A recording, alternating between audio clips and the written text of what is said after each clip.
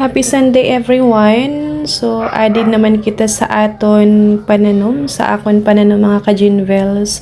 Kung nakikita nyo yung akon mga malunggay, nakapampaso na siya. Gintry ko talaga siya ipaso mga ka-Jinvels kay an space. An akon lemon na mamaya ma-harvest na ako mga ka-Jinvels. An akon alugbati. Konti lang yun ang mga ka-Jinvels kay nagkaparatay sa bagyong upong.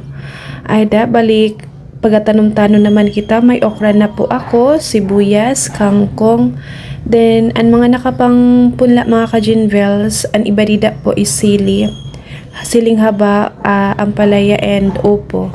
May pakpaklawin din ako, almost 8 years na po ina siya dito sa akon sa city. So, ayda, may gumamila na ako na halik kay la Sir Jeric. So, gina-condition ko ang mga duta na ada sa sahig mga ka-Jinvels. So, na-feel ko ang vibes sa bukid na nagapaaso-aso nga niya, charot.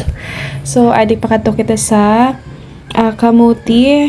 Diligad mawaraan dahon san kamuti mga ka-Jinvels.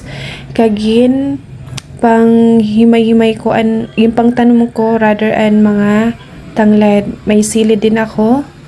So, adaan akon dragon fruit. Still alive mga ka-Jinvels.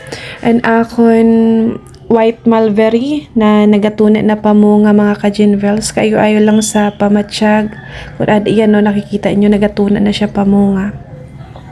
Kaayo lang pa no sa part na may mga tanom-tanom kita kag makalibre na gayud sa pangkonsumo mga ka-Jinvels. So, sana magdamo pa sinda, same san dati na wanto sawa ako san ka harvest mga ka-Jinvels. So, nano pa man, maski adi sa city, dapat para-paraan kita para makatipid.